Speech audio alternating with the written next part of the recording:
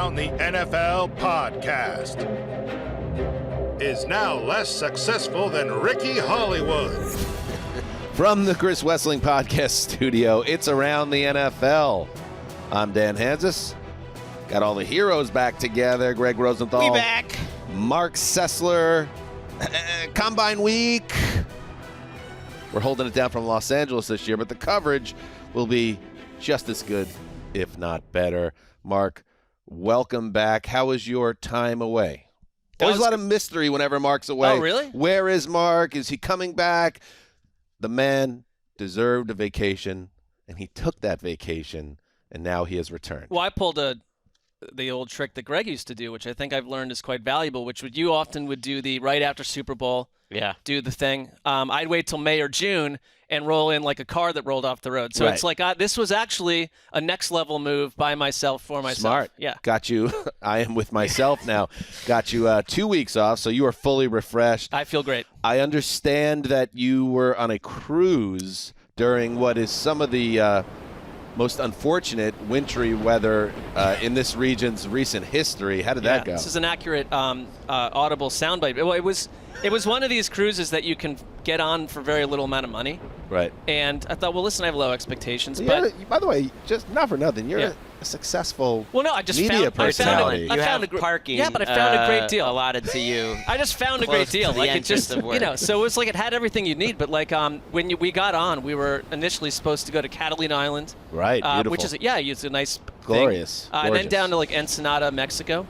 And the first announcement, because if you go on these ships, like they just pound you with these announcements left and right. It's like, especially if you pay like $300. Right. It's like we are wiping like Catalina Island off the schedule right away. So there were no stops essentially, and I think they spent the one thing you could do in a boat. Now get back to work as Marc shovels coal into the engine. They just spent most of the time on board, I think, trying to steer around inclement weather out at sea. Right, but to I had keep you alive. It went from a vacation paradise scenario to get everyone back to shore. Without water in their lungs. To some degree. I mean, you could always see dangerous clouds in the distance. But, I mean, I would say otherwise it just was fantastic. And you know what's the only thing worse, perhaps, than going on a cruise during the worst California winter storm in 25 years? Moving. And that was Gregg's weekend. That was unfortunate. I didn't. At first, I was like, do I use an umbrella? I mean, it was a lot of rain. It was a lot of rain and a lot of moving. 10 years in that place. You know how much junk piles up over 10 years? A lot. You know how much I shouldn't have left a lot of the work to the last minute and did? That's what you do. That's a lot. Most of it is wet. Well, it's good to have everybody back together, and this is a big app. Made me feel like a real man, though. You're doing a lot of lifting. You were doing most of the man work. Well, there was just like a lot of extra stuff on top of the we had movers, of course, but there's a lot of extra stuff in the scene. Find your tool set and all of that left over. How did your wrench work go? Emika's more the handy woman around the house. You were doing so well there. Yes, this is a very important episode in the offseason for us. It's Gregg Rosenthal's Top 101 Free Agents is out. Hit me with a little celebratory horn gesture, Justin. Now give me the other one. I want more. I want bigger. Give me it now. There it is, the Top 101. He put a lot of effort into it, but maybe not as much this year because he was moving. So we'll go through Gregg's 101, both the good and the bad. And I did study it at great length this morning, and I do have some issues. Okay, great. And I'm looking forward to those issues. I mean, it was published about 25 minutes ago. Right. It was. Right. I got some intel, inside info. Had the list. Well, I mean, I had the list, but I like to read. The one thing I like, and I'm starting now, I'm bathing in it now, the nuggets, blurbs. the little write-ups that Gregg does. I eschew those, and I just stick to the hard data. Okay. Player, number. I've got some, I don't know if it's breaking news or even developing news. You got mad at me last time, but I just have an update for you. For the first time ever, my byline on NFL.com says Around the NFL podcast co-host. Yeah, I didn't like that. I just saw that too. I didn't make that, but I who think at this point did? I think they were tired of it. Said editor for a long time, and I mean, I got to see what mine is now at this point. I mean, I guarantee this was a bang job. You guys know this doesn't sit well with me. No, we all it's have not worth it to us to name ourselves hugely important roles on this podcast. It doesn't exist unless we're all pulling our weight. I am the host of the podcast. I don't like the co-host thing. Oh, wow. I didn't know this was about you. It is. It's about me. We've talked about this before. I don't remember it. You're not going to like this. It's about me. They actually went completist and gave me the same title as yourself and Greg I here. hope so. I hope so, actually. Well, that would have been obscene. Yeah. It's but been like a long time. Because I will do radio hits, and they'll be like, around the NFL editor, and it's not That's worth not it either. correcting. Yeah. It's not worth correcting. What if it was just in all caps for you? Talent. Whoa, this is weird. They updated Dan's, too, and it actually says, around the NFL assistant. it's apt. You know, I wouldn't be here if that was the case. That would be instant strike material. All right. So anyway, Greggy, top 101. We're going to get to it. But first, let's do some news and get caught up. I have seen the future of horror.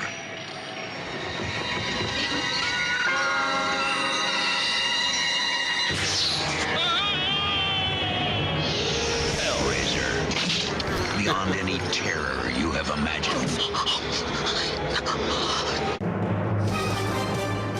Yes, Hellraiser.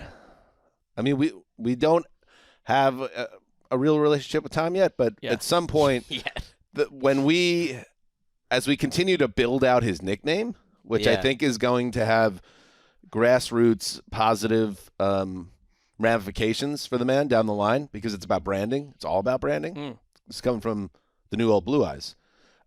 This could really help Tom, but maybe we need to connect with him and see if he's cool with Hellraiser. I think we've rolled out the red carpet for a potential, association, connection. Should we perhaps set up something where we have Tom on the show to talk about Hellraiser? I don't know. Or is this something, an offline situation?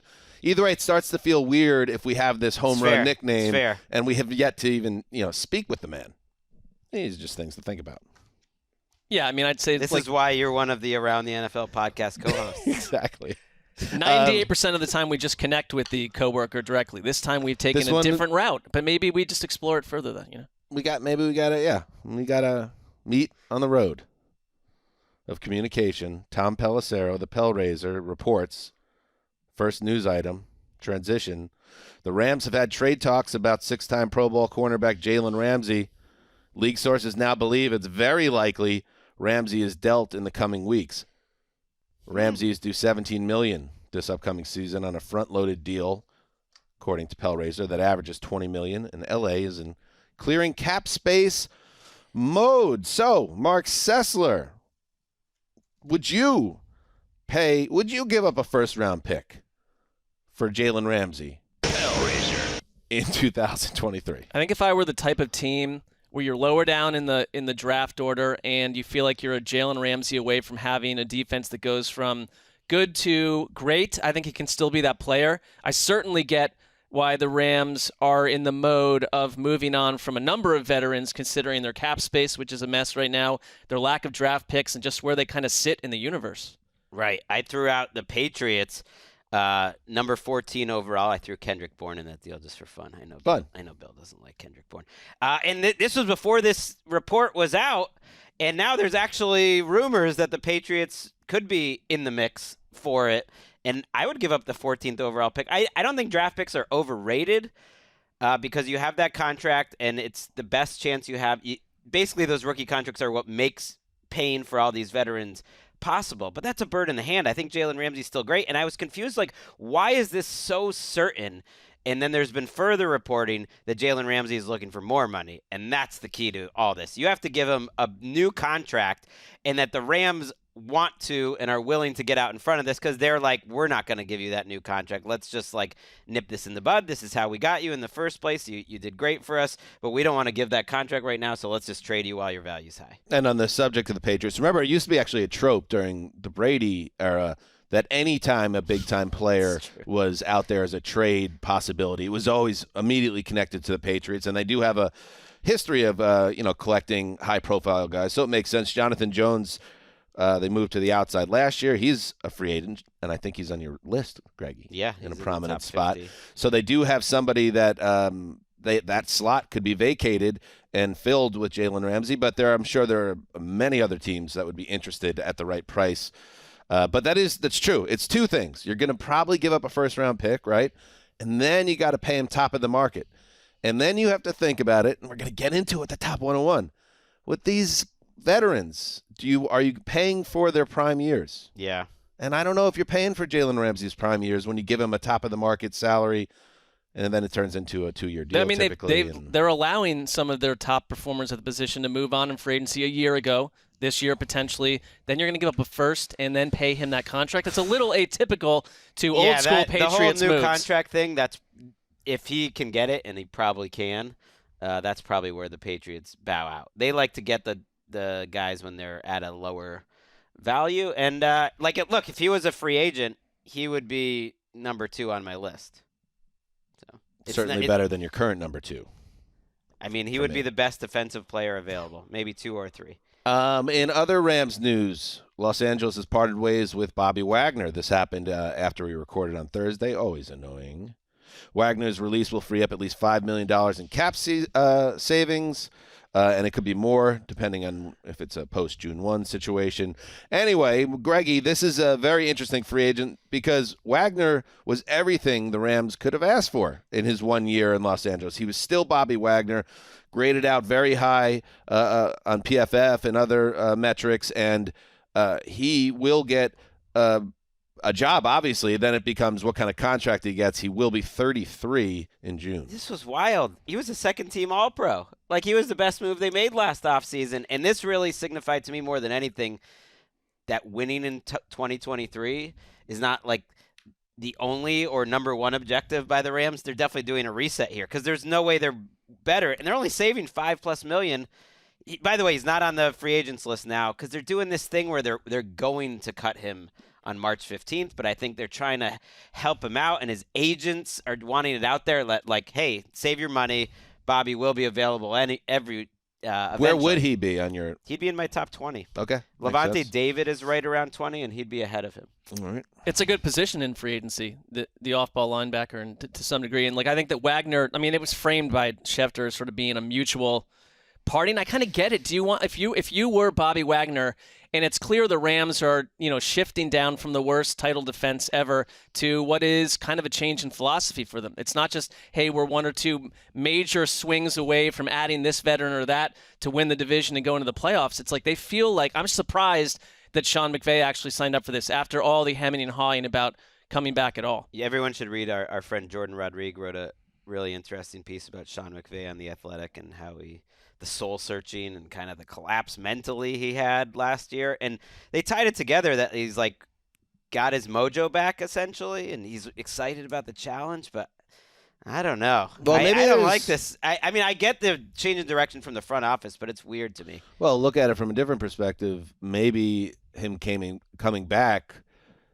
and we're seeing some of the results of that. Maybe he was I don't want to play that game anymore. You were going to give up more first-round picks for a pass rusher last season when we weren't even in contention. We need to start building this a different way. And if I'm a Rams fan, I know we're probably not winning the Super Bowl this year, but if they kept on going on that path that they've been on, they were going to be a 3-14 team a year or two from now. You just can't keep doing it over and over. And McVay, one thing in that article I thought that was kind of self-aware was he talked about the good version of Sean McVay can tug everyone along with him. Right. But he's got this other, and he knows that he's got this other McVay kind of energy, and it comes from times when he says nothing to people around the building that can take them in a totally different place. I guess my thought is why isn't that McVay going to come out again if they're 3-7 and looking at they have a lot of challenges. They're losing free agents like Ashawn Robinson, Greg Gaines, Nick Scott, Taylor Rapp, Troy Hill. Not all huge players, but those are all starters. I think it will come out. That's a problem. In other news, the increasingly muddled Lamar Jackson Baltimore Ravens situation. Lamar Jackson has not come out publicly and talked, but Stephen A. Smith, a very prominent personality for ESPN, said on First Take that Jackson's camp reached out to him with the following information. And it's important information, if true. Jackson's camp claims that Lamar Jackson has never demanded a fully guaranteed deal from the Ravens. That's been widely assumed during this whole process that's the holdup, that Lamar wants all his contract guaranteed and the Ravens aren't willing to go there. It's been reported that the Ravens' initial offer current standing offer is only $133 million guaranteed, which seems like a lot, but considering what the top of the market guys get, it's not. Where are we standing on this, Greggy? It does feel more and more like a possibility of divorce is happening here. I just thought this is the first time they've come out publicly, his team, and by his team, it's his mom. He has a lawyer. The NFLPA is helping him, but I think with endorsements and stuff like that, it's been his mom and him running negotiations. And for them to come out publicly and say, we didn't ask for a fully guaranteed contract, to me, it just was noteworthy. And I'm with you. It feels like a public back and forth now to the point where it's almost like the Ravens are laying the groundwork with like, see, it's not totally our fault. We got to trade him. I mean, the NFLPA has advised Lamar Jackson to some degree, and reporting out there. I mean, DeMaurice Smith also said at one point that he was trying to get a fully guaranteed deal. So it's some back and forth, and I know, Dan, you're a little tired of the mechanics around the whole thing. I'm ready. I think everyone's kind of ready for this to be for it too. Resolved one way or the other. But as a Jets fan, I mean, I'm with you that I feel like what felt to me like this will get settled. The Ravens will franchise him, and they'll find a way to get a deal done. I don't know. It just more and more. Like I said, it all feels a little bit muddled, and much has been made about Lamar Jackson doesn't have an agent, but then you hear his mother's prominently involved, and I wouldn't say an alarm bell went off a week or two ago when I read it, but I was just like, this is kind of strange. Like, so it's his mother, and then the NFLPA, the union, is directly involved in some capacity as well. As an advisory role. And I'm just like, at some point, I'm just thinking to myself, like, you have all these different cooks. Why don't you just have an agent, like a high-power agency that knows how to handle these situations? But I can't say whether he's doing it right or wrong until we see how this ends. It's just interesting to me that the union is involved, and the union also, for what it's worth, filed a grievance last season accusing teams of colluding to not give, quote, certain quarterbacks fully guaranteed contracts. So they have a stake in it. So it's gotten kind of bigger than your typical negotiation. No doubt. And here's the thing. I think them holding a hard line and wanting a fully guaranteed contract or something close to it makes total sense. We talked about this a year ago that, like, the only way for the quarterbacks to actually get close to what they're worth would be to play it out like Kirk Cousins, because we've seen it. The only time an actual decent, like, above-average starting quarterback got to free agency, Kirk Cousins got a record-setting contract, got guaranteed money. Last year, the only time we can think of lately where a young player who's in the ballpark of Lamar Jackson's talent was available, and that was via trade, got not only a fully guaranteed contract, he did it while he was about to be suspended by the league for like terrible off-field behavior, and he got it. So because you had 4 teams bidding, I think if Lamar Jackson was a free agent, he would get a preposterously big contract, so why not push for that? I do too, and I do think it's a situation a little bit where if the Ravens, there's not a question about Lamar Jackson and the talent and what he's brought to Baltimore, but like that relationship, maybe they would be willing to part with him, where another team's like, I don't really care if we have to pay him that kind of money or what we have to give up. If you're the Jets, for instance, where the owners come out and said, we are going to get this guy, and maybe you're shooting a little higher than Derek Carr. If you really want to become a Super Bowl contender, then it's like the picks, the money make a lot more sense to another team that has had no in-house experience with Lamar Jackson or this drama. And the one thing I've learned from this process personally is, don't let the wool get pulled over your eyes when the team sends their coach and GM out there and tells you everything's fine. Because that's not the case with this situation, even though that's exactly what happened with Harbaugh and DaCosta last month. And I think it's interesting that, for instance, the hiring of Todd Monken, remember how much was made of, like, we want to keep Lamar happy. We want him involved with the process. And then it's also Stephen A. Smith also came out and said, and this is a quote from Smith, Lamar Jackson was never consulted or talked to or asked what his opinions would be about the play caller. He was informed, this is your new boss at the offensive coordinator spot who will be calling plays for you. Okay. I mean, there's a lot of writing on the wall if the Ravens are like... That's a gripe from his camp, from the campers. The campers. Let's send the campers home soon enough. What was your camp?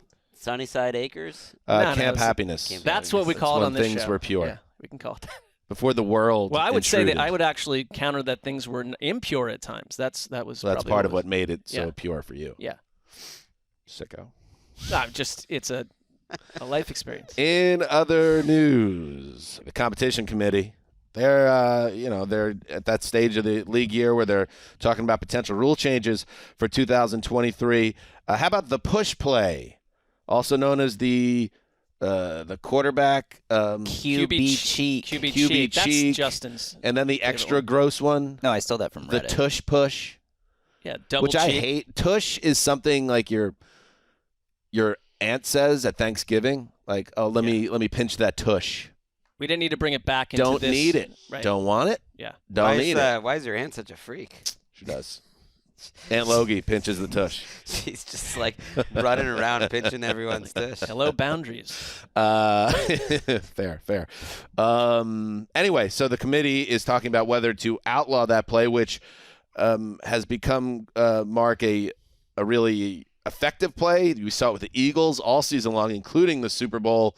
And now they're thinking, do we need some legislation so this isn't like rugby? Are you kidding me? Yeah, Dean Blandino mentioned that it has too much of the aura of a rugby scrum, and that the NFL wants to By the way, promote. I saw Dean. Love Yeah? seeing Blandino Yeah. because nobody dresses more different than you would expect than Dean Blandino. Okay, whenever we see Dean at the Super Bowl, it's cool jeans, it's big leather boots, high. It's a shirt that cost a good amount of money, and then maybe like a bitchin' leather jacket, and it's always like Dino. I had that experience at the owners' Hello. meetings. Yeah, like he had an entourage, but you've seen him around Santa Monica. Gregory. That's true. Yeah, with kind of like a hard Not dressed to impress though when he's with the kids, I would imagine. picking up the kids. But yeah, it's like it's still he presents Can I? aggressively. Is he allowed to have a personal style Well, outside? can I of say yeah, something? I kind of like it. I think he. I like it. What's the word? I believe he surpasses the idea of cool dad. He's actually existing in a plane where like I just cool. That's me. Yeah. And I think that's just surprising. And it was actually the same party that we talked about me trying to get the attention of the Rams COO. I mean, this party had some heavy hitters. What we're talking about? The tush push. I think the Eagles are getting punished for being so good at it.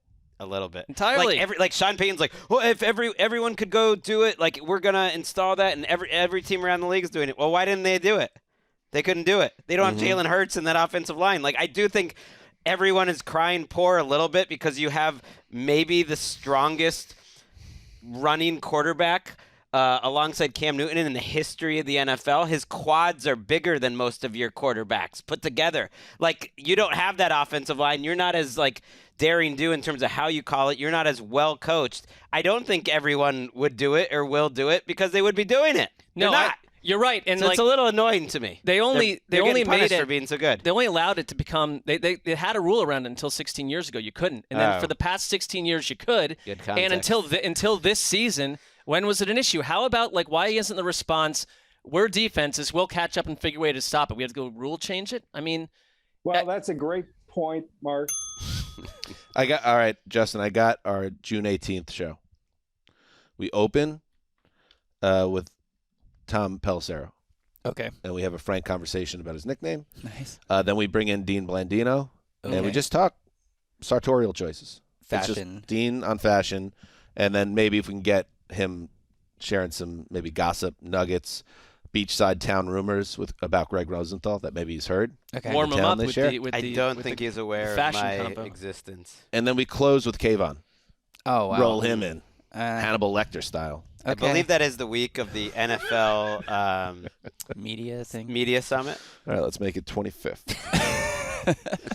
I think that's a good June episode. I literally would be at a loss on how to follow up with Kayvon at this I think point. 2 out of 3 of those are very realistic gets for us. Which one? Which two are? Which one do you think is not realistic? The one who's been on the pod many times, 3 times. I feel like he'd be the one that was the most realistic. We'll see. I don't know what our booking department would say if we requested him again. I don't think he'll he'll remember, but not when they ask him. He'll remember once the conversation The minute he starts. sees us on screen, he might remember our antics. The Athletic. Moving on. Great publication. Do nice work. Purchased by the New York Times a year or so ago. Nice investment. Goodbye. By the Gray Lady. Yeah. They reported that Russell Wilson last February asked the Seahawks, the ownership specifically, to fire head coach Pete Carroll. and general manager John Schneider. If this is to be believed, the Seahawks then said, okay, bro, thanks for the input. And then they turned around and traded him to the Broncos. And here's how Russell Wilson responded to this report. I love Pete, and he was a father figure to me, and John believed in me and drafted me as well. I never wanted them fired. All any of us wanted was to win. I'll always have respect for them and love for Seattle. Focused on moving forward, best is ahead. Who do you believe? Who you got? I mean, are you kidding? Come on. Kalen Kaler, Mike Sando, and Jason Jenks, who wrote this article, are all like incredible reporters. They don't put something that big without knowing for a fact that that's what happened. There's no question. Mm-hmm. He wanted him gone. Good retort. Good retort. Hey, I'm Russell Wilson, and I throw a sexy deep ball. Also good. How would any of that just bubble up out of literally thin air? Yeah. I mean, there was reporting around how unhappy he was for years. Pete Carroll was at the center of it. I just think it shows, because the one thing that was the best part of the Russell Wilson, Pete Carroll stuff out of the gate was that Pete Carroll and John Schneider went atypical in the draft to find a quarterback that, once Russell Wilson succeeded, changed the way we draft quarterbacks and think about quarterback stature. All of that was great. In the end, I think it unmasked Russell Wilson as where he is now, and it went all through last season in Denver, as someone overtaken entirely by hubris, who literally forgot what Pete Carroll did for him. I'm not saying it was a perfect relationship. It ran its course. It got ugly. It needed to end. But the idea that Russell Wilson is putting a statement out and had nothing to do with this and never said any of this or tried to wield his power to me is utter nonsense. He had lawyers contact The Athletic. Oh. I mean, with a statement, I don't think they were going to, fire him or anything. Most of the article is more about how much he dominated Nathaniel Hackett, though, and their relationship in which I didn't Denver. love to hear, considering he's now employed by the Jetropolitans. Well, he's back in the Peter Principle good spot, though. I hope so. Down where he should be. We can only hope that. We can only hope. right. The idea of what Russell Wilson was doing, they were having these Tuesday meetings that he had all the players attend. Okay, that part makes sense. But then he started just showing plays of when he was playing well in Seattle, and they were like, "What's going on here? You're just showing us hey, I used to be good." And well, there was also, for what it's worth, in there was also there was a lot of people on record saying he worked hard. Sure, clearly he was plugged in. No one doubts that. And it wasn't necessarily that he was aloof and detached. It was just it wasn't working. They did also have he had his office, which was on the second level. We talk about shadowy league figures on the show a lot, and a lot of the disconnect is just about office layout sometimes, where we would be down in the newsroom with everybody else down there, and then you had these people making decisions that we never even really saw.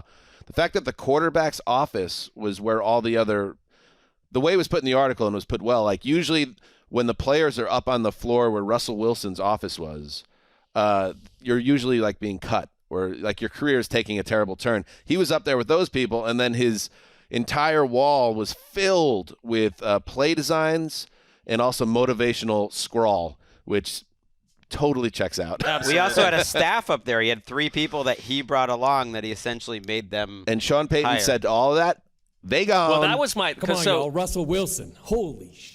The whole thing that very exciting. He wanted Sean Payton as the replacement in Seattle, and so there's the That's almost the good spin on all this. Right, or the joke Yeah. out there that he subconsciously tanked last year to get Sean Payton into Denver. But the first thing Payton said when they had kind of the meet and greet with him was wait, so Russell Wilson has got his own coach. He's got all this extra stuff adorning him on the day-to-day. Will any of that be allowed? And Sean Payton was like, absolutely not. We don't do that. Right. He'll be coached by my staff. He hired a new publicist. And none of it would matter if he could, play the guitar, as Dan would say. That's the thing, is he couldn't play the guitar, and it was this unmasked situation where, yes, Hackett got run over a little bit, and that's not what you needed. But I don't know if he had been a great coach, whether it would have mattered that I was much. going to say, and this isn't really defending Hackett because he played it wrong ultimately, but the whole idea was Wilson was getting this fresh start, and he always struggled with the power dynamic and being used. He always thought he could be used maybe more aggressively as a passer and as a leader of the offense.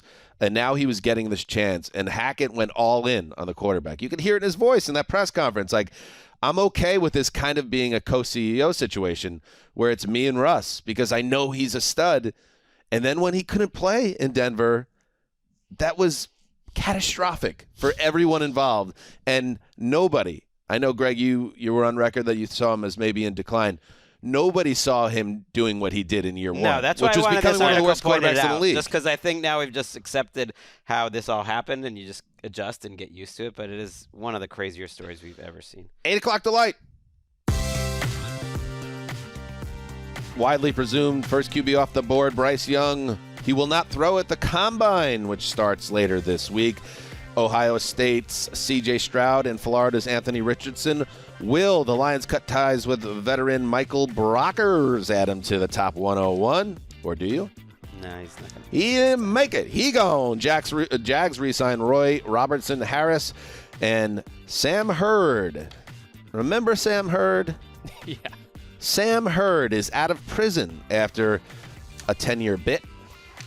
Sam Hurd was a major trafficker of cocaine, but also was a special teams player for the Cowboys. One of the craziest sports stories in recent memory. In that order. I remember covering this for PFT, and it just was wild because it was like you used to hearing little off-field stories, and then you found out that, being a special teamer was just a little side hustle as he was moving, at least like when he got caught by federal agents, 5 to 10 kilos at about $25,000. That's a lot of booger sugar. Per week, though. Per week. So that's a multi-million-dollar operation.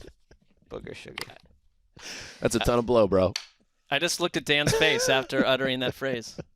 I just wanted to say booger sugar. But I hope he's learned from his transgressions and lives a clean life on the outside. He served 10 to 15 years. It just was like a sort of fascinating NFL story back in the day that I feel like was forgotten. Yeah. They could have made. They would have made like a Netflix movie about that if that was a thing at the time. Never generated more than 314 yards in a season, but he did generate other transactions from what we understand. Perhaps some addictions. Yeah, moved a lot of product. All right, that's what's happening in the news. We'll take a break, and we will hit the top 101.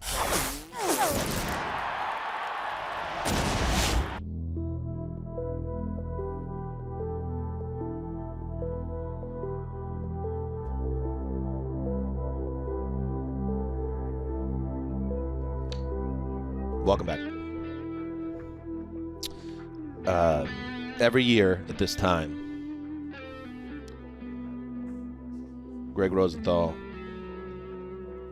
sits down and looks at all of the available free agents, both the guys that are out there right now and the guys that will be out there effectively, I don't know, what is it, March 15th or thereabouts, start of the new league year. They are his top 101 free agents. Why is it 101?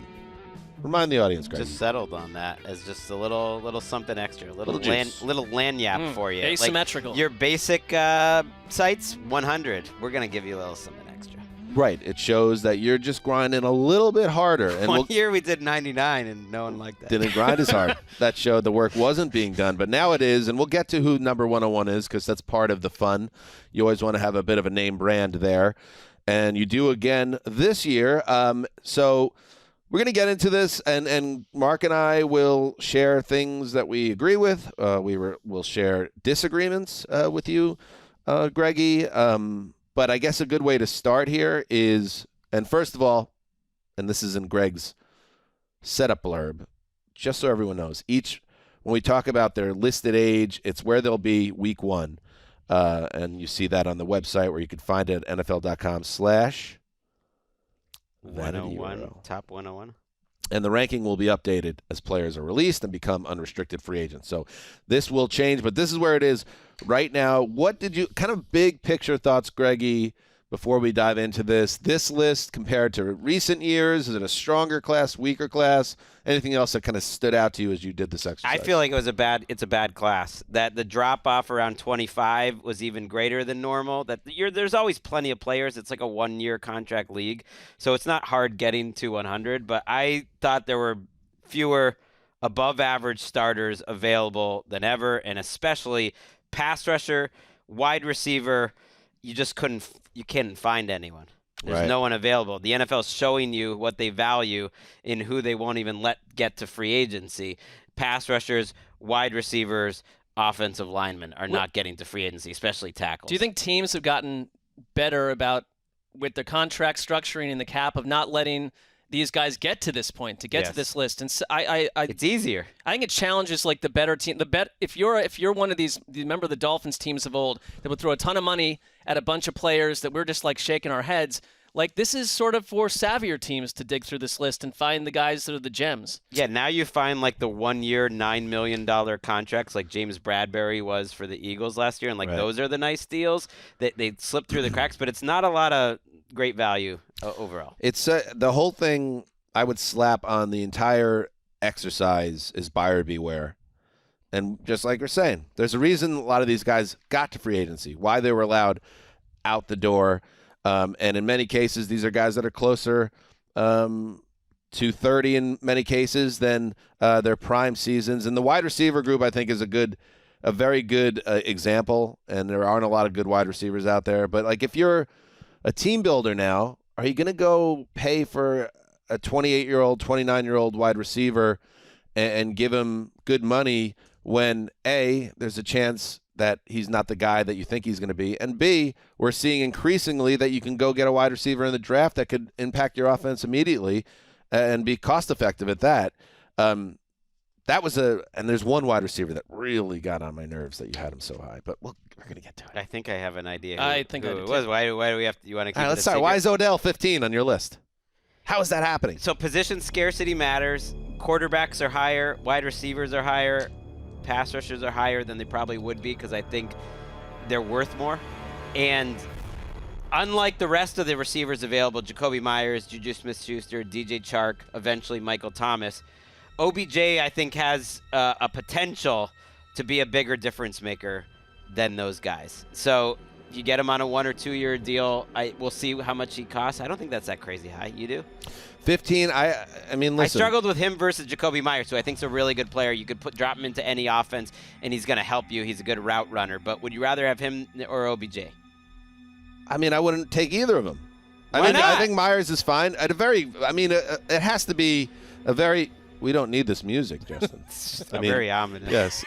No, like I'd be okay with Jacoby Myers on a short-term deal, but everything you're hearing about Odell, for instance, is that he's looking for a multi-year deal and he wants security and he wants a true home. And it's like, am I going to roll the dice on a guy? I don't even know the last time he had a 1,000-yard season. I know he looked good in the playoffs, but then he didn't play last year, and I thought his whole free agency tour that he went on late last season was a bit of a La Ravio Magnifico in its own right. I don't need that guy around when I can just get a younger player in the draft. I think it's like he's the kind of guy where it's not like any team should come after him, and you should have the self-awareness to know that he doesn't really fit who we are right now. But you are months more removed from the injury. If he's healthy, someone like the Bills that was sort of in the air as courting someone like Odell Beckham, I could see that differently than if like the Titans went and tried. I mean, not aiming that at you, Graver, but just like a team that's like in rebuild mode, losing a ton of guys. Do you build that team around Odell? No, he's a little cherry on top, maybe. I'm very easily swayed. I could just move him down. Although at this but point, 15 just seems so. I know there's a position scarcity, but that doesn't mean like. I think it's because get to makes 20, it more valuable. But look at 20, 25, and like where would Odell fit in there? Like I think that's more of a name thing too. He would not drop below 30 in any scenario for me.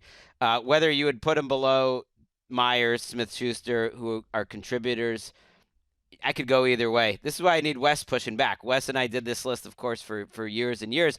I'm curious where he would have had Odell. He was always a huge fan. But I do think some of these guys, like big-time veterans who've had a really high level of production and they're coming off injuries, those are actually the guys that end up becoming good values. Why was James Bradbury on the market and no one wanted him? I understand the Giants traded him, cut him late in the offseason, but he still was like a very high-level player, had shown it at certain points, and so those guys get a little extra for me. I think OBJ could matter. Yeah, Odell had, 1,000 yards nearly on the nose in 18 and 19, but that's averaging like 60 yards a game. His last big-time year where he was a guy that mattered was 2016 during the regular season, and it is fair. He was very good for the Rams down the stretch and in the playoffs before he blew his ACL. Interesting guy. He will get a job. I just thought he was a little high. How about you, Mark? One thing, though, while we are on receivers, like last year everyone mocked the Jags for going huge on Christian Kirk and Zay Jones. Like, oh, my God, you paid Kirk $17 million a year. I think that's like what Jacoby Myers is going to get. Oh, my God, you paid Zay Jones $7 to $8 million a year. It's like, You need receivers. Teams need like 4 receivers each, and those guys ended up being good. And the Jags weren't getting the benefit of the doubt coming off what was a clown car season. Now it feels a lot different. Mark. Something that stood out to me. Well, first of all, I think Jacoby Myers, if I'm the Patriots, just keep him. Like, find a way to re-sign him, because I don't know where else they're going on that position.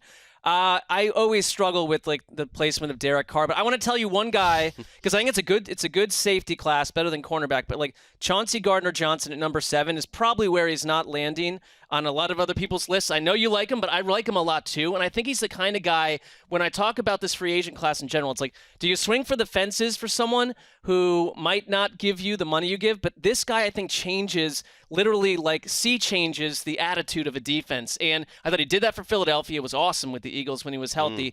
And if the right team adds him, he's the kind of guy that you look back in January and be like, that was an absolutely key ingredient to our defensive building. Safeties get no love, but it just feels like every team could use a guy like that can play slot corner, that can play safety, that can hit. He got fined for that hit he made in the Super Bowl. They didn't even penalize him. Remember that? That monster hit on the last drive of the game. So many safeties are available. Jordan Poyer, I think, sounds like he kind of wants out of Buffalo. He was talking about the state tax and that it's too cold. And Jesse Bates. Some guys just want to play in Miami. Right. I mean, he's been there a while. Jesse Bates is out there. Von Bell, Donovan Wilson, Jimmy Ward. So you can find safeties, and that might depress some of their values. But I appreciate that Dan asked you to come after me with something you didn't like, and you didn't even do that. Well, I know I said that Derek Carr at number 6. I have an issue with Derek Carr with teams labeling him as like he's going to take us to the next level. He's going to keep you adequate. See, this is what happens when we're handing out, co-host titles like lollipops. You could just disregard my setup. I'm just a co-host. You like to be in really control. Bothers you. What do you want to? You have a real control thing, and we're pushing against you on that. No, I would like to hear though, Mark. What is something that you disagreed with? I kind of don't think that I don't like where Derek Carr is. I just don't like him at number 6, and I think the problem is that he's a quarterback, so he's going to give you more than a safety or a cornerback, and it's not a great market in general for these free agents, but. The whole landing spot of Derek Carr is the thing of the offseason that I struggle with. The way he's going to be marketed to us until real games occur. Well, we don't have to do with that. He's asking for about $35 million, which sounds right to me. That's about the level I think Carr would get. And I struggled. Both him and Daniel Jones, they're 5 and 6. I couldn't decide who do you put higher, Daniel Jones or Carr. And I have to admit they were both around 14, 15 initially. And then I started going through it, and I'm like, am I really going to have him lower than Mike McGlinchey, who's like a good starting tackle, but not like an amazing one? These aren't great names. Deron Payne, who had a big season for the Washington Commanders, but ultimately is like their 3rd best defensive lineman, a good player. They're close enough to the level at their position that Derek Carr is at quarterback that you got to move him up to me. If you put him on the Jets, they're just a better team. I think above average or even average starting quarterbacks are just worth the premium. I don't understand how you could have him out of the top 10. I mean, if you look at this exercise and in years past, and you look at the raw numbers, and I know that doesn't mean everything, and there are reasons why Derek Carr makes you scratch your head with some of the mistakes he makes and the fact that the Raiders have never really had a big run. But that's not just on him. They've never had a half-decent defense when he was there. And you look at his production. His raw production through the seasons is excellent, especially for a guy that's still 31 years old. He's going to be 32 in week 1. Absolutely. Like, you have Geno at 2. Let me just say the top 10. I'll go top 10 here.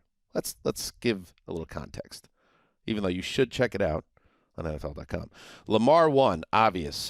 Geno 2. Javon Hargrave, the defensive tackle for the Eagles 3. Orlando Brown, tackle, Chiefs 4. You have Jones 5, Daniel Jones. You have Carr 6. You have Gardner Johnson 7, James Bradbury 8, Jesse Bates 9, and then Saquon 10. Like, Carr, for what he's proven and his durability and his ability to produce, he's so far ahead of all the other quarterbacks to me, including Geno Smith, that I would have him at 2 personally. And I know Geno is coming off a great year, but I would have had Geno. Maybe I would flip him probably. I'd probably have Geno behind Daniel Jones and Carr at 2. I don't agree, but I also think that Derek Carr's been a lightning rod for debate for his entire career, because you can frame his production from certain angles, because every time you tweet about Derek Carr, Raiders fans come at you, oh, the comeback drive. It's like, but then from another angle, it's like he's just Derek Carr, and I just don't see how he's going to be more than that. He's adequate. Right, It's also not a great list for quarterbacks, so him being second on the list doesn't do a lot for me. I think Geno's ceiling is higher, his ceiling being kind of where he was last year, but I think he can get better. Maybe it's a type of quarterback I like. I think he really did learn a lot because I think he is similar to Eli and Phillip Rivers to me in that he can play a style that on some years is going to have a lot of turnovers, but I think he can do everything. He can see the field so well. He can make next-level throws. Derek Carr to me is like a little more mechanical. So is Daniel Jones, but they're all in the same ballpark. Jimmy G is the next one down at quarterback, and that is one of the defining traits of this free agency class. There's way more quarterbacks. Those three top ones, Daniel Jones, Geno, and Lamar, I don't think they're going to be free agents. They're going to get tagged and maybe in Lamar's case traded. But there really will be free agents. So Jimmy G is going to be a free agent. He's down at 29. You have Garoppolo at 29, and I think that's good. I think that's one of my takeaways when I looked at this with these teams that are looking for a quarterback, and there are a few where it's very obvious that they need QB help and they want to go get a veteran. If you don't end up with Aaron Rodgers, and if you don't get Derek Carr and Lamar Jackson doesn't head your way, and you're settling for Jimmy G, I think that's bad news. I think Jimmy G is a guy who is always hurt, and I don't think he'll ever produce at the level he's produced with Kyle Shanahan with that team. So I think the team that ends up getting him is going to sign up thinking we might get that great-looking or very good version that we've seen flashed in the last couple of years. But what you'll probably end up getting is a less productive but still injury-prone dude. That's who I don't want the Jets to end up with. And I think other teams that are in the market for a veteran quarterback feel the same way. So I like where he is on the list here. It'll be telling if they don't really go after him, considering their institutional knowledge that they've had over the years. I know LaFleur's not there, but Jacoby Brissett at 44. It was hard to rank these guys. Teddy's down at 63. That felt high to me. Still put him in. That does feel. Is that? I mean, I know who we've got. When we go to 101, I don't have a problem with being far ahead of that guy. But Teddy up where he's done, we're talking about durability.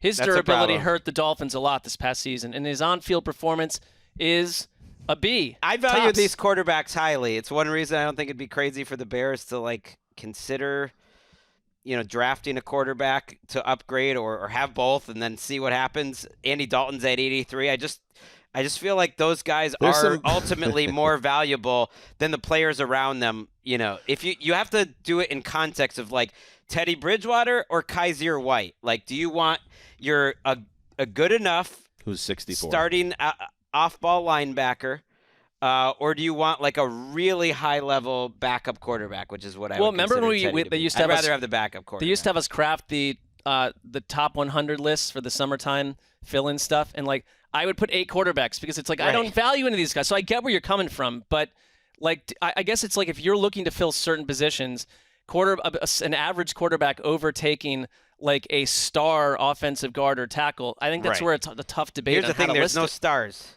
Where there aren't really stars on this list. It's not a star-driven list. It's role players, guys who will help you out and hopefully can start for you. Javon Hargrave, though, is an example, by the way, of a guy who was a free agent. We say buyer beware. That contract he signed with the Eagles last time around looks incredible. I don't think he was in our top 20. He signed 3 for $45, and he was one of the best players in the league, so it can happen. Just cycling back to Teddy, I like there's a little butter knifing going on with the stats here with Teddy in your blurb. Teddy Two Gloves had career highs in yards per attempt, 8.6, and touchdown percentage, 5.1, on just 79 pass attempts for Miami, with both of his starts cut short by injury. The last part of the sentence is the most important part of it. He can't stay healthy either. Give me Andy Dalton, who's 20-some-odd spots lower. I mean, he did start 29 games. He started every game. He started 29 games the 2 previous seasons, and the reasons he didn't start the other games was he was benched. Right? Well, that's not a huge selling point, but okay. I'm just saying he's coming. He doesn't have a long history of being injured. At least the last 3 years, he's been pretty healthy. With the Teddy thing, and I know you're riding high after the Geno victory, but I even went and looked up. I just think he's a good quarterback. When we talked about his Carolina year and how the Panthers should have just kept him, Like his last 10 starts with Carolina, 9 touchdowns in 10 starts. They went 1-9 in the starts. His passer rating was below league average. I'm not box score scouting. I think you watched him. He had his shortcomings for sure. But he was a guy who was moving the football. He was the only person who ever moved the football in Matt Rule's offense. Okay, it's not necessarily the box Broncos score. season was no treat. They lost every game he started down the stretch, and he didn't score a lot. Why are we talking Teddy, though? I'm just saying, you have him so high. It did get on my radar. What else? What else for you, Mark? I would ask one question, though, about the whole this. Would you ever flip the draft and free agency? I would love to. Because we're talking about like what if you sense. right? I think it would hurt veterans obviously because a lot of these guys would not be needs, but you could fill in all these big spots, especially That's why it won't at quarterback. happen, by the way.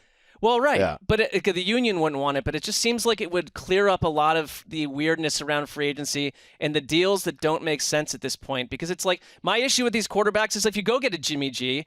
Like you're selling that, and then maybe you don't do that in the draft. You don't go trade up for the right guy in the draft or something, and you're stuck in middle tier mezzanine level. I think it'd be a better for the league.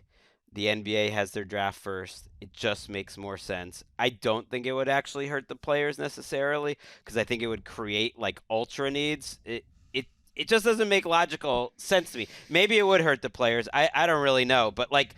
These running backs, for instance, there's such good running backs available, but I do think, like, depending on the class that's out there in the draft, like, that'll diminish the spending because people feel like we can fill those holes. I have a good value at running back. Yeah, there's a lot of them. And I think maybe he's a little low. Maybe I have him a little higher, but I can't really quibble because running backs, obviously, they have a different value in the open market because of their position. But Miles Sanders is a 56 for you. Yeah. And I was thinking about one team in particular. Like everybody's been connecting, the Bills. They got to add some more talent. Maybe they'll get Saquon. Oh, maybe they'll get Derrick Henry. How about Miles Sanders to a team like the Bills? And he's coming off a season where he was kind of back to himself. He had a lost 2021, and he had nearly 1,400 total yards this past season. He was a very big contributor to one of the best offenses in the league. Miles Sanders at 26 years old in week 1. Give him to me, especially if the price is right. Right. His question will be like, is he a difference maker? He put 1,300 yards up in his rookie year. He did it last season, but he was in the best situation ever. And is he much different than a Damian Harris? Yeah, let's look at the rest of the running backs. Where Devin Singletary, who I like. These are all lower on the list. David Montgomery and Rashad Penny. You have Montgomery outside your top 100. I think that I'd have a gripe with that. To me, he's kind of just a guy, but he does. But I mean, let's look at what's happening down in that 80s and 90s. Right. I just think he fits in that world. I had so many running backs there too. Mostert, Jamal Williams is there. Rashad Penny, who was hurt last year. There's just so many guys available. But to me, there's 3 difference makers. I think running backs have been underrated on some level. And I think Saquon and Josh Jacobs and Pollard to a lesser degree it'll be interesting to see. Pollard I might have had above Saquon, and I certainly would have had above Josh Jacobs. Raiders fans won't like that, but he's coming off of a really serious broken leg and ankle injury. But those 3 guys to me are difference makers. You can't tell me they're worth less than a slot receiver or Roy Robertson Harris just got 3 for 30. I just can't buy that they're worth less than Roy Robertson Harris. Going back to the first name, I can't be on board with Josh Jacobs being behind Odell Beckham on this list. Jacobs, I think, is had an excellent season, had a lot of touches, but I think he's still just 25 years old. He's a guy that that's the type of deal I would do in free agency, guys that are in their mid-20s at running back. I'm okay with that. You have Saquon at 10. He's obviously your highest running back. I'm kind of fascinated to see what kind of deal Saquon gets if he doesn't come back with the Giants. And I know Pollard, who you have, what do you have, Pollard? 23. 23. How much of the leg injury effect in his ranking? Would he be significantly higher? Yeah, he'd be in the top 15. Okay, that makes sense to me. As long as the rehab goes right, I would be stunned that the Cowboys didn't bring him back and then just ask Zeke to take a massive haircut. And Zeke could use a haircut. I mean, also, let's move on from Zeke. And I honestly, with Tony Pollard, I think these guys are all franchise tag, clear-cut tag candidates, I think, for each of those running backs. That's true. Saquon might not get the tag just because they have to use it for Daniel Jones. Right. Josh Jacobs would be interesting. I mean, he was another guy they didn't give the 5th-year option. Like that came back to haunt the Giants with Daniel Jones. The Raiders are sitting out there with no quarterback right now. Here's what I'd be a little worried about with Jacobs, though. 393 touches last year. By far the most of his career. He's been pretty durable as a pro, but did the Raiders get his best year? That is easily leading the league. That's the whole thing in a lot of ways with these free agents. Let's take a break, and then we'll do something fun. All right, we are back. Justin Graver, the Grave Digger. What's up, buddy? Hey, how's it going, Hey, Dan? what's up, buddy? Just keep your finger above that button the whole show. I don't care what else you're doing. Let's do something here. Let's spin the wheel of destiny with the player. We're going to talk about. We got the 101, the top 101 here.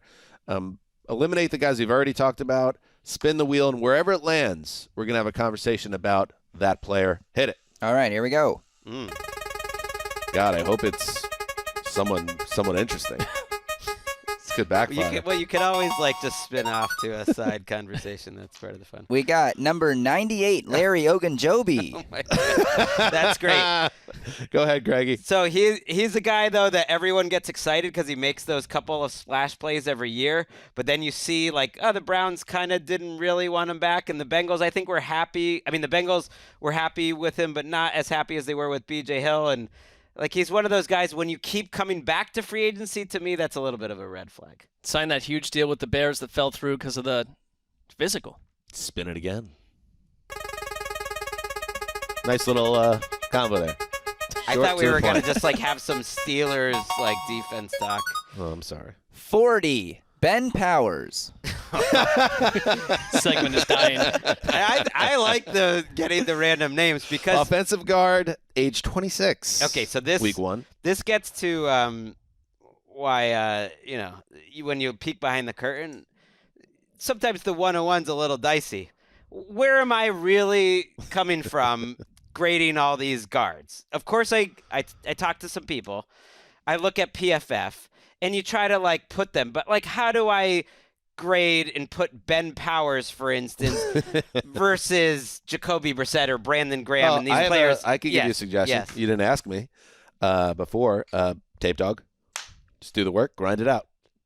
Hours and hours and weeks of dogging.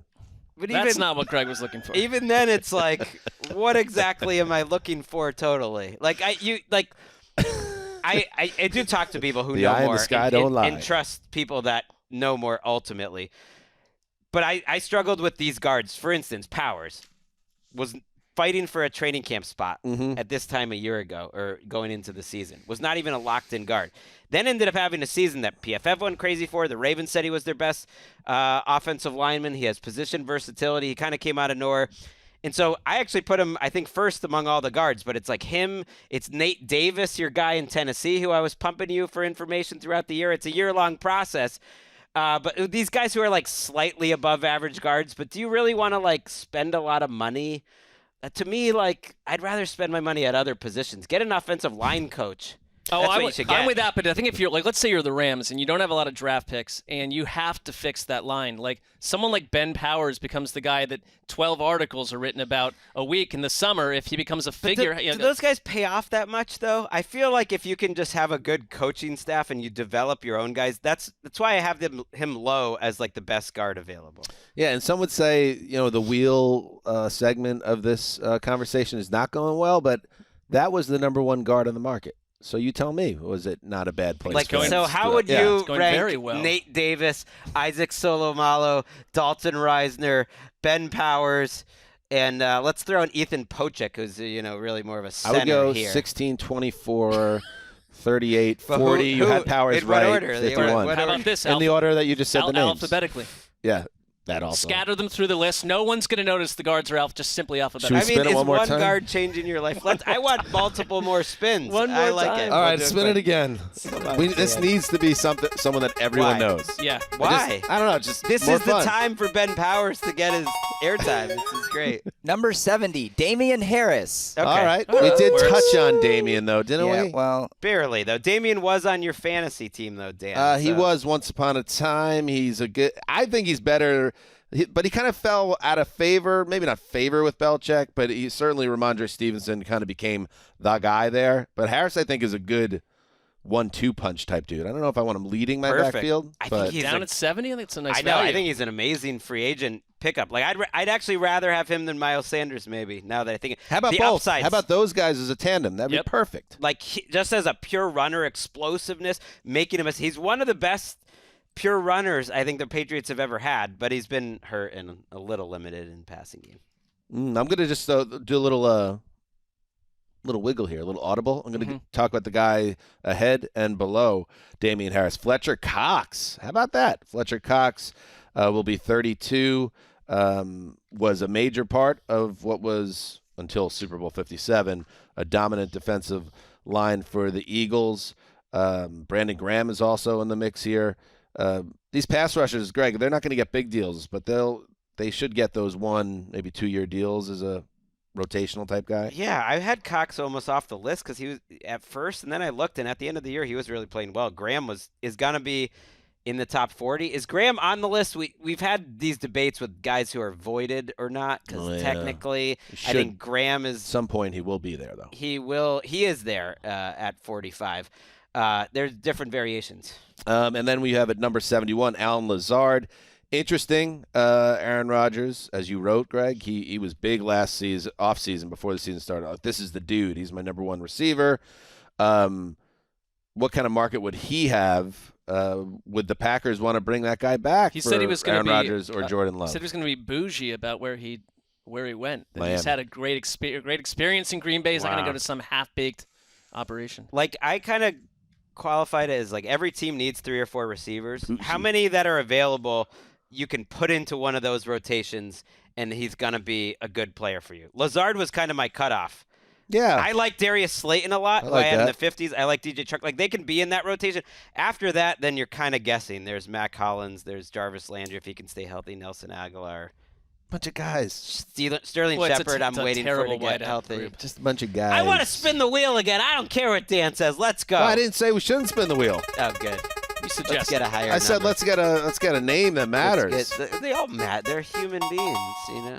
Just going to spin the wheel 150 times. Like, That'd what be are we funny. doing No, here? we're not. 31, Mark Mike has to talk about this. Gesicki. Okay.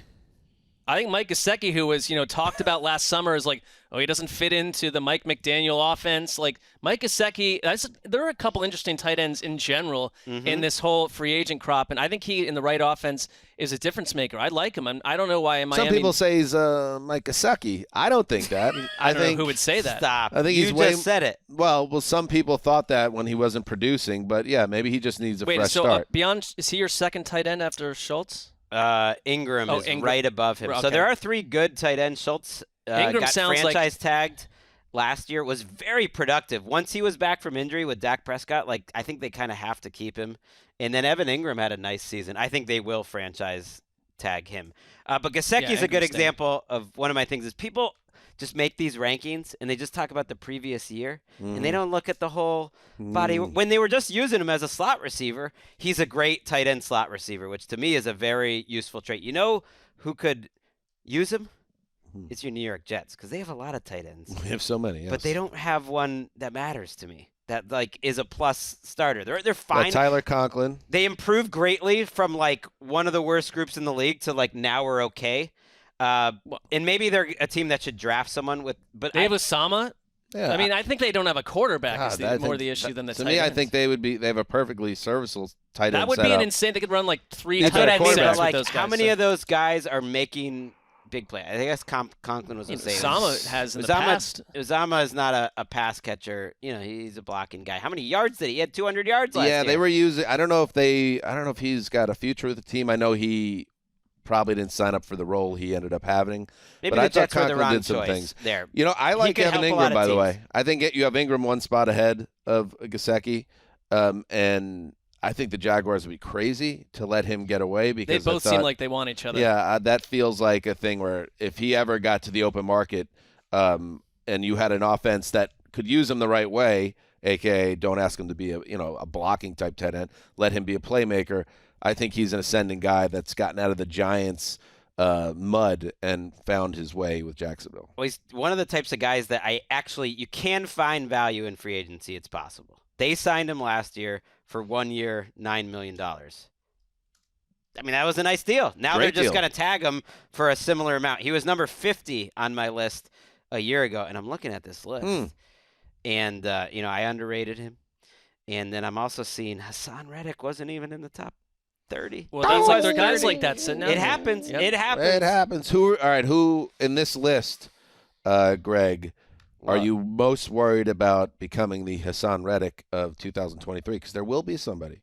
Is there anybody that you had him lower and you're like, ooh, am I way off on this one? I got to roll forward. I got the movers coming. I got a bunch of boxes. I mean, I had my wife's got to do the plumbing. There was a lot of issues this weekend that we were, Who do you worry about fixing. that can greatly exceed in terms of value based on where you have them? Let me see if there's somebody. Isaiah that I think. Wynn is at 51. He's a Patriots first-round pick that at times showed a very high level of play. Those are the types of players that worry me. But he's coming off some injuries and was definitely out of favor with the Patriots. But, he's shown it. Maybe in the right system, he could do it. He's one. Did I underrate some of these pass rushers? I don't know. Samson Ebukam was pretty good last year. What if you get a late career or a latter career like Leighton Vander Esch explosion with the right team? I like Vander Esch. Poor Jamal Williams, 17 touchdowns this year, and he's at 78. Our friend, Jamal Williams. He was one of those where I was doing the third pass, and I was like, shoot, I don't even have Jamal Williams on this ranking at all. I gotta, after he came on our show, right. He's got to come on. Let's zoom him up to 78. Julian Love's an interesting safety who kind of came out of nowhere for the Giants last year, had a nice season. So many He's safeties. at 79. A lot of safeties. Robert Woods made the top 100. I was shocking. Like an old guy there. Bobby Trees. How about this? Is it when If you've been on the Around the NFL podcast, you get preferential treatment. All right, that's fair. Only makes sense. Or if we think you're coming on the Around the NFL podcast and then a safety shows up instead. Roll out the carpet for you. Is it the way to judge whether or not you got it right, quote unquote? Is it how the guy plays in the upcoming season? Or is it when, let's say, I'll throw a name out there. If Justin Houston ends up getting a nice deal, for instance. He's too old. Let me go with Tyler Rapp ends up getting a much bigger deal than you thought he would. Does that mean it's already your list was off? It's not a prediction. Based on what teams think. I think if you really wanted to do it, you'd have to look a year from now and compare it to other lists, who I was higher on versus them and how those players did. Zach Allen was one as I did the list. Cardinals. And no one, benefited more from Hard Knocks than Zach Allen. I know no one watched Hard Knocks. He's at 14. He's at 14. He kept us sneaking up the list, higher and higher, higher and higher. And I was like, that's who I would want in free agency. What was it? A just guy for like Zach Allen. The I bet I'm roughly higher on 800 him. million people that didn't see it. What did Zach Allen do on Hard Knocks that He just impressed you seemed so like much? a good guy to have around. He was trying to be the next J.J. Watt, and he played really well. He was one of their few players, and he had a monster season. Vance Joseph also, to me, was highly impressive. I think if you were an owner and you watched him, you're just like, that's a freaking dude that I would want in front of my players. We did the rare thing where he went back to the team where he failed as head coach. You don't see that. I dig that. That was lobbying for that. This was Mark's take. You gotta be open to go back to the old Graver employer. remembered this take of yours last week when we mentioned the Vance Joseph news, and he said that was Mark's long-standing take, and both Dan and I didn't remember. We just said it again. Multiple times where it's you go and the Peter principle thing. You fail as the head coach, but there's that opening. You go back to a place come back home. I was impressed with his leadership. But Zach Allen, let's go, Zach Allen. Draymond Jones, let's go. Those are guys I'm pretty high on. I like, since I'm looking at it, Levante David at 19, 33 years old, but I could see him having, even though it didn't work out with the Rams and Bobby Wagner. If you're a team that's looking for a veteran that could come in and deliver some high-level play for a year or two, Levante David, you could do a lot worse than him. Right. That's the thing is people are always looking for the young guys they can spend huge money on. But you can't. Bobby Wagner was a great deal last year. Ultimately, he performed for more than he was worth. Right. Now he's not on the team anymore. Very strange. It's very strange. Yeah. Greg, number 24. Marcus Davenport. I feel like that's a tough guy to know, to spend a lot of money on, because he seems like he could be awesome, but then he's also unavailable half the time. He would have been in the top 10 if it was a year ago. I've always been a huge fan of Davenport. He's the kind of player I like. He's like a poor man's Jadeveon Clowney. He's just so strong, and he creates pressure, and he's just like doesn't need to be subtle because he just makes other guys look, but he never stays healthy, and the Saints were very I'm glad up to and see down you with him. finally took Jadeveon Clowney off this list because he's there. He's there. He's at 41? What is this? I can't that's shout too at the high or cloud. too I can't low? shake my fists anymore about this one. I He think had a it's too decent high. season last year. He also That's walked okay. out on the team at the end of Well, the year. that's why I put him down at 41. I think that's lower. That Actually, only I get, haven't- how much did it deduct that he quit on the team? Let's check some other lists. I haven't we yet. only- how Now much it's did that time- drop him? Now it's time for me to check him because I don't want them get. Where does PFF have Clowney? Let's just find him. What is this? What does this They have mean? him at This- 31. Okay, I'm just saying, like, am I crazy? But he's always been like a PFF darling, that guy. I think also there's a lack of edge rushers, and maybe you're just taking Yes. the position and moving it up a little bit because they have only Absolutely. Davenport ahead of him. Davenport is it's rough out there. If you're looking for an edge rusher, you're looking to the draft or trades. There's going to be some good names being cut that'll make this list look a little sexier. You do have Yannick Ngakoue at 33. That's a pretty good edge rusher. Good point. Forgot about him. Spin the wheel again. Oh, good. As we wrap this up, we're bringing it in for a landing. Caleb McGarry. Let's get Caleb McGarry in there. Number 30. Oh. Well, I just brought him up. That is Yannick Caleb Ngakoue. McGarry. Wait, Okay. who is it? I landed on Yannick Ngakoue, who I just That's Bridget You again. blew it. One more time. It's a little worrisome. He's like going to be on his 5th team in 4 years, but he does produce. 53, Marcus Peters. Oh. Marcus Peters. He's had a nice career. How old's he going to be? Tempted to put him higher? Or? I just wanted to see how long could we stay silent and Dan just talk about Marcus Oh, he's Peters. only 30. Okay. Well, he's back from the ACL, and he's a starting corner. Okay. I think he's a starting Good corner. spot. Good spot. And actually, the fact that he stepped in last year and 53. was like immediately back to being solid enough, he just seems like one of those guys. So you can kind of like, I don't know, they age really well until they don't, and then they're done. But he's just like a player. You know, I'm not saying it right, but he's kind of like a dog. He knows how to play. You could put him on any team, and he can take up snaps for you. There's actually some decent cornerbacks available above him. Jonathan Jones, I mentioned. Jamel Dean is a good starter who's in my top 20 for the Bucs. He's a solid player. Bradbury. And now, without further ado, we discuss, as he does every year, he likes to have a name brand, Greggy, at 101. And this year is no different. Drum roll, please. This was too easy. The number 101 ranked player in Gregg's NFL free agents countdown is Baker Mayfield.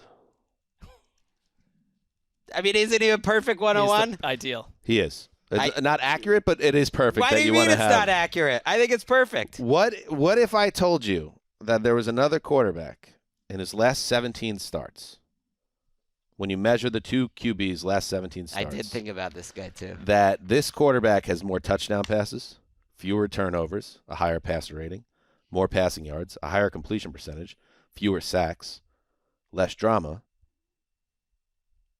Would you know who I was talking about? Yeah. I don't know. Come on. I'm just saying. Those are all facts. That's not my opinion. All that data favors Darnold. I'm a human. All of it. Absolutely right. And if he just hadn't made that last start of the season, which I happened to watch, I'm a human, and sometimes the last. I'm a human, he says. Sometimes the last thing you saw weighs too heavily. I will admit to having that problem. Like Miles Sanders was a kind of a problem for the Eagles in the Super Bowl. A couple bad runs, couldn't keep him in, bouncing to the outside. That hurt him. Sam Darnold had that great run where I'm like, wow, this is everything we ever wanted out of Sam Darnold. He's really better than ever. And then he showed up in Week 18. I think it was against the Saints. I watched that game, and he was a total disaster. And it was just like, I can't trust this guy. Can't trust him. I think he saved his career though as a number 2. I don't think you can go in with the starter if you're Sam Darnold, but I think Baker Mayfield too. At midseason, we had a conversation that Baker Mayfield may never play again because of the Baker Mayfield experience on top of the bad play. The Rams thing was kind of a blessing. It was I think saved his career and got him another number 2 contract. The Saints are talking about him as a potential starter, which sounds like fool's gold. Well, so did you see like Baker's last start of the season, for instance, against the Baker's Seahawks? had some ugly starts. Well, my point is not. I don't want to go down this road. By the way, people hate when I do this. He finished 5 for 15 for 43 and 3 turnovers, and that was after hitting like his last 2 or 3 passes. I think he had like 11 yards. He had the Christmas Day start where he was like 22 for 25. That was Sam Darnold I'm talking about. Yeah, Mayfield. So, let me just say this: that I'm not saying that Sam Darnold should be 101. I'm saying I think I saw your raw list, and you had Darnold at 114 or so. I think that's where Baker should be as well. I think they're basically the same. Like if you want a guy who's a backup, but if you want a little more sizzle on your steak, put Baker I thought about Minshew because he felt like a nice 101. That's who I wrote. I have it written right here. Minshew should be 101. And then I was like, you know what? I'm going to give Minshew some credit. I'm actually going to I would rather have Minshew than Baker. You got him at 95. I got him a little higher up. But for this exercise, Baker's the perfect 101. Or go to Sean Gibson. There's nothing to talk about. I don't have an issue with it. I just was pointing out that statistically, and it's not just staring at box scores or whatever. It's, Baker will give you some moments. I take Mayfield's highs over Darnold's highs, but I take neither of them as a starting quarterback. I think Baker could be like a Fitzpatrick type guy where he can come in for 3 or 4 games and give you some juice. I mean, the Saints are talking about making him the starter potentially. I think the Saints have no.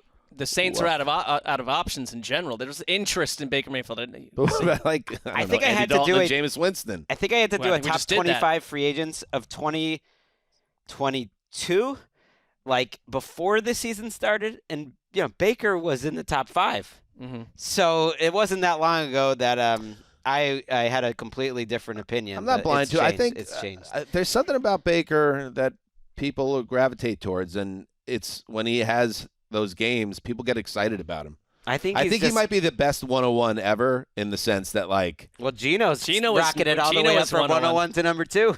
Well, I mean, no, I just mean in juice, and just like I like it. I like the idea of having someone in there that spurs debate.